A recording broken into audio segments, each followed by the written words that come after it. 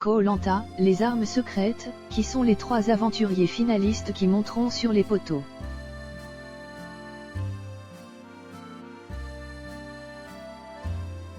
Alors que TF1 diffusait ce vendredi la redoutable épreuve d'orientation de Koh-Lanta, les armes secrètes.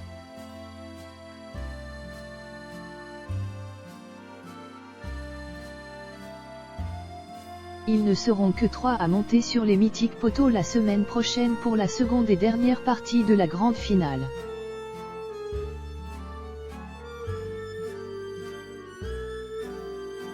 Après 35 jours de survie, rendez-vous est donné pour le vendredi 4 juin, à 21h05 sur TF1.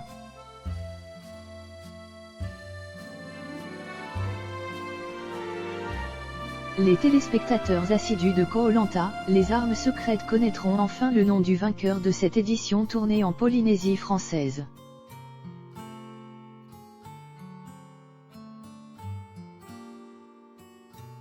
Mais les 3 heureux derniers finalistes auront encore 2 marches à franchir, et pas des moindres.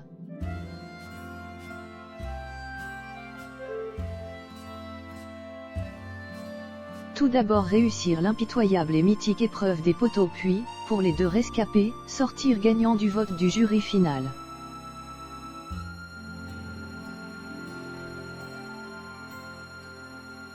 Bref, le chemin est encore long. Ce vendredi, à l'issue de l'épreuve d'orientation à laquelle participaient les 5 finalistes.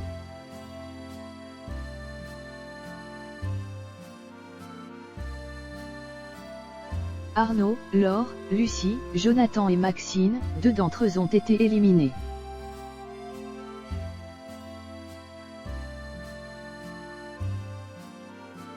Ils ne seront que 3 à grimper sur les poteaux.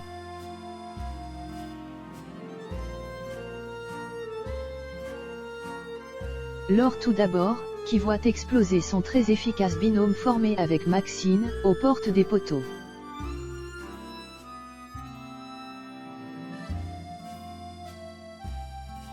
Et puis Arnaud, le sympathique aventurier, adoré des téléspectateurs, mais qui a fait une énorme bourde, comme Maxine.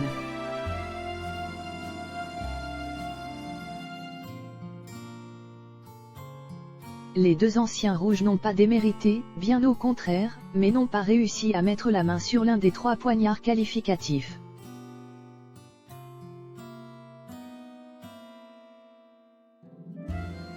Vous l'avez compris, ce sont donc Maxine, rouge, Lucie, jaune, et Jonathan, rouge, qui formeront le trio final à retrouver vendredi prochain sur TF1.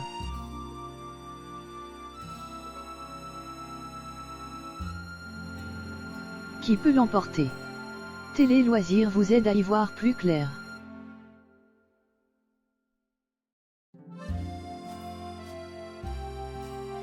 Qui peut l'emporter? Notre avis.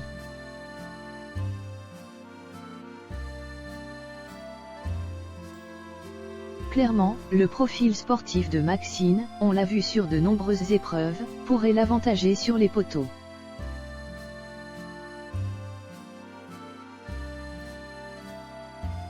Son équilibre pourrait également faire la différence. Mais attention au trop-plein de confiance.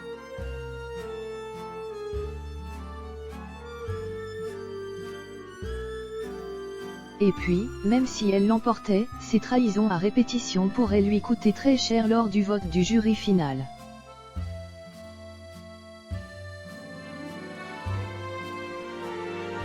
Qu'il s'agisse des candidats comme Magali ou Hervé ou bien des téléspectateurs, la jeune femme est, très, loin de faire l'unanimité.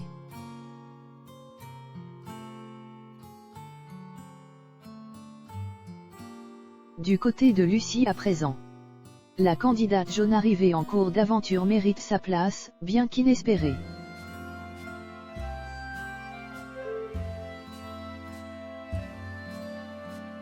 Si le public s'étonnait de ses mauvaises performances, face à son profil d'ultra sportive, la jeune femme n'a pas démérité.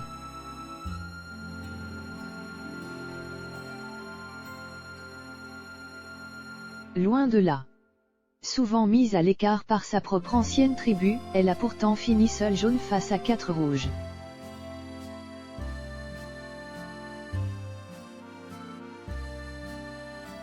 Une rage de vaincre et un mental qui pourrait, enfin, payer sur les poteaux.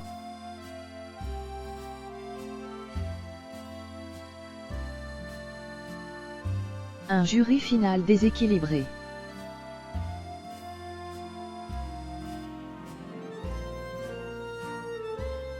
Mais en cas de victoire sur l'épreuve, sera-t-elle suffisamment populaire pour obtenir la majorité des votes?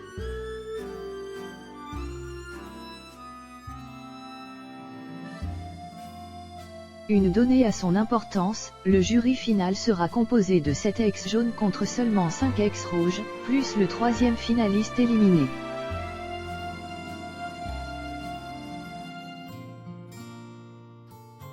Or, Lucie s'est peu à peu rapprochée des anciens rouges en cours de partie. Une stratégie à double tranchant. Quant à Jonathan,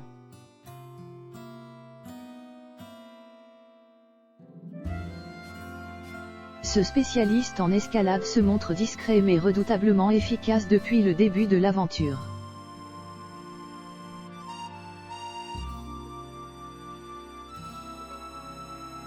Bon esprit, performant, stratège sans trop l'être, dans aucun conflit, respecté par les jaunes.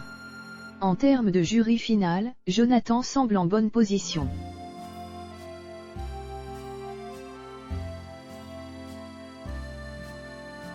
Sauf que Lucie et Maxine ont sans doute bien conscience de cette donnée.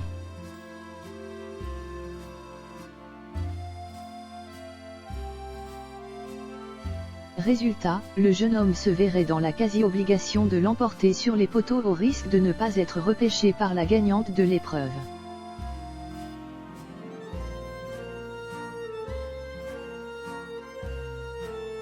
En résumé, les jeux sont assez ouverts.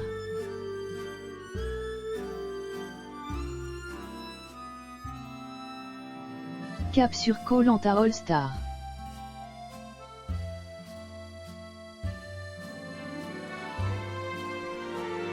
Mais vous le savez, Koh-Lanta n'est pas une science exacte.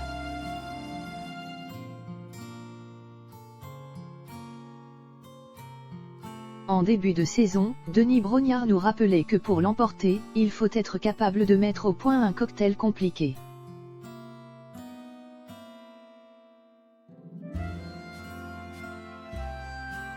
Une mesure de survie, une mesure de stratégie, une autre de capacité sportive, être bon en équilibre.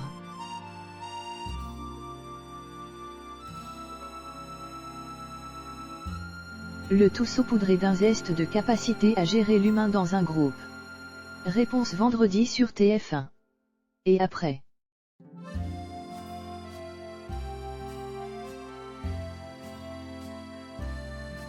Cap sur les 20 ans du jeu de survie, à la rentrée, dans une édition All-Star au casting de rêve.